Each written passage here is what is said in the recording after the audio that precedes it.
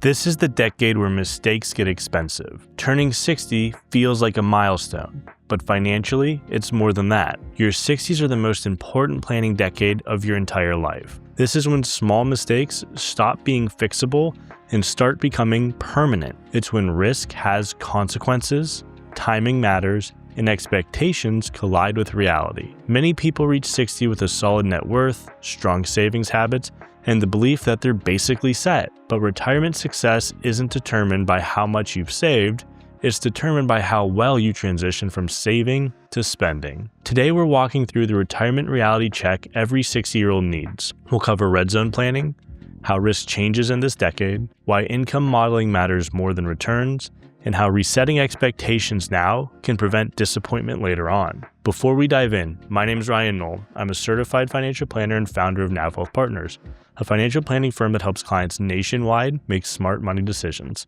Let's get started.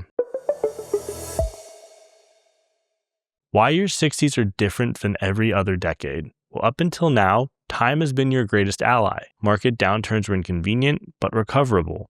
Mistakes could be corrected with future earnings, and risk was something you could wait out. That changes once you hit 60 and get closer to retirement. This decade sits directly before and often overlaps with the start of withdrawals. That makes it uniquely dangerous because you have fewer earning years left to recover losses. Market declines can permanently reduce future income, healthcare decisions become irreversible, and tax and Social Security choices lock in outcomes for life. This period is known as the retirement red zone, typically 5 to 10 years before retirement and the first 5 years after. More retirement plans fail in this window than any other time. The goal in your 60s isn't maximizing returns, it's maximizing the probability of your success. And to help you do that, we're going to go over the 7 reality checks you need to be asking yourself before you get to that point. Let's start with the first reality check, where risk feels different when income depends on your portfolio. Many 60-year-olds believe that they have a moderate or balanced risk tolerance until volatility shows up right before or right after retirement starts. And here's the reality. A 20% market drop at age 45 is annoying.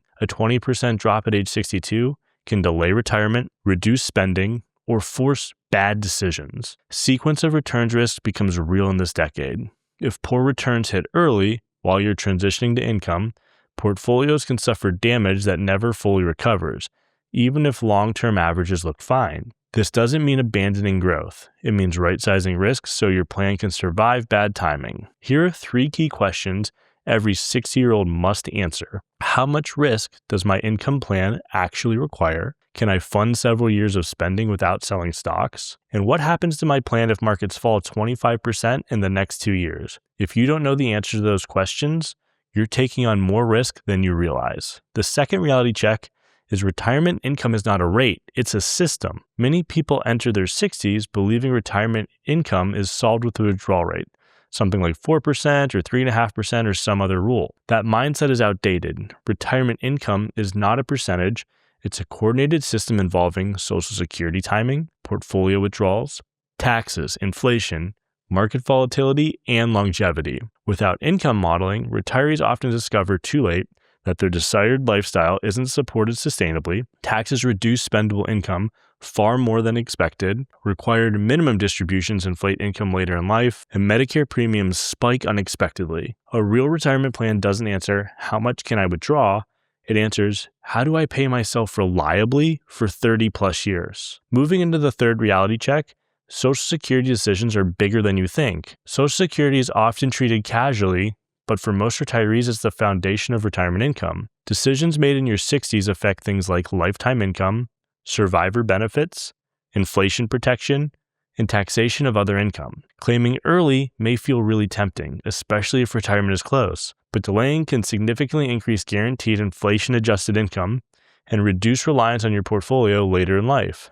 The mistake many people make is treating Social Security as a break-even decision instead of it as an insurance decision. For married couples, especially where the higher earner claims later, it can shape household incomes for decades, including after one spouse passes away. This decision deserves modeling, not guessing. There are also qualitative factors of Social Security income, things like family longevity and health history, investor mindset of receiving benefits you've worked for, and quality of life. While most people look at Social Security from a math lens, you also don't want to overlook the qualitative factors. Sometimes those matter just as much, if not more, than the math itself. The fourth reality check is taxes don't go down automatically in retirement. One of the most common misconceptions among 60-year-olds we onboard as clients is they think that I'll automatically be in a lower tax bracket once I retire. And that's not always the case. Between Social Security, RMDs, capital gains, and investment income, many retirees find themselves paying the same or more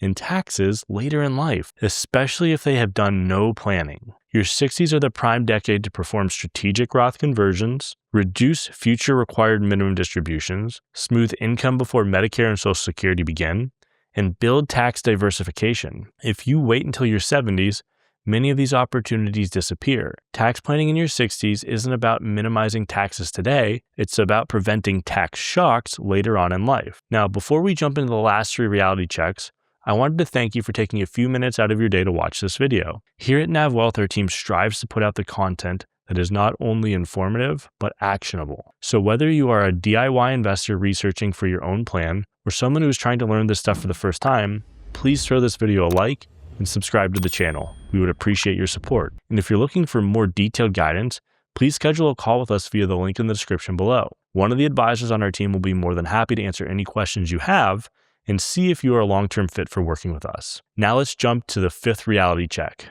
where your spending assumptions are probably wrong. Most people underestimate how spending changes in retirement. Early retirement often includes travel, hobbies, home projects, and helping family. Later, retirement often includes higher healthcare costs, long-term care expenses, and reduced mobility. Your 60s are when expectations need to be tested against reality, not pessimistically, just realistically. A solid plan distinguishes between essential spending, lifestyle spending, and discretionary spending. This distinction gives you flexibility during downturns and clarity about what truly matters. What we often find is the first 3 to 7 years of retirement, our clients spend more money. They are taking bucket list trips, traveling to see family, renovating their house, or buying their dream car. But later on, spending actually decreases for the next 5 to 10 years. They start to slow down.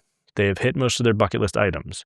Grandkids are older and harder to visit. Clients may take up new hobbies or join clubs, but the costs are much lower than what they spend the first few years of their retirement. Then finally, spending tends to pick back up again in the last decade or two of retirement. Health tends to decline, so costs increase. They may need to hire services to do chores they no longer do or no longer want to do, and perform things like cleaning the house and mowing the grass. And prescription costs tend to rise at this point as well. But the point is, retirement spending is often an inverted bell curve with two distinct peaks and a trough. It is important to have a plan for each. The sixth reality check is healthcare planning, which is not optional. Healthcare decisions in your 60s create ripple effects for decades. This includes things like Medicare enrollment timing, supplemental coverage decisions, long-term care planning, and income planning to manage Medicare premiums. Mistakes here aren't just expensive.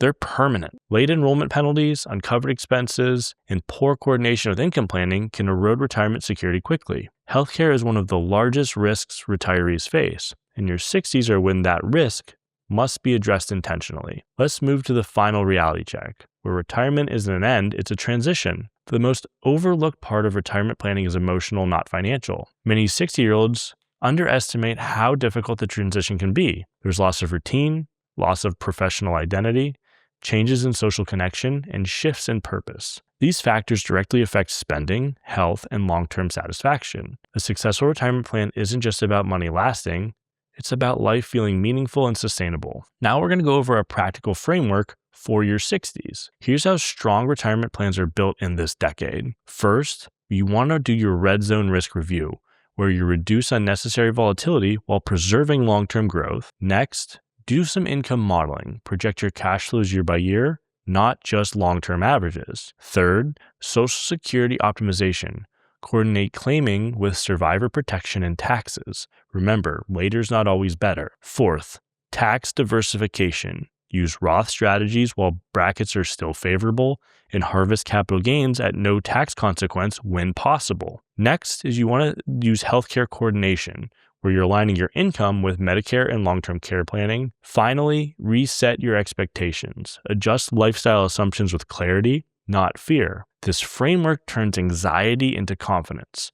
Let's go through a quick example. Consider a 60-year-old couple with $1.6 million saved, planning to retire at age 65 with no formal income plan. Without adjustments, they might carry too much equity risk, claim Social Security early or too late, face high required minimum distributions and Medicare premiums later in life. With a red zone plan, risk is adjusted intentionally, income gaps are bridged strategically, and Social Security is optimized, and taxes are also smooth over decades, not just lump summed in one year. There's the same assets, but completely different outcomes. The bottom line here is your 60s are not the decade to wing it. They're the decade where planning matters the most.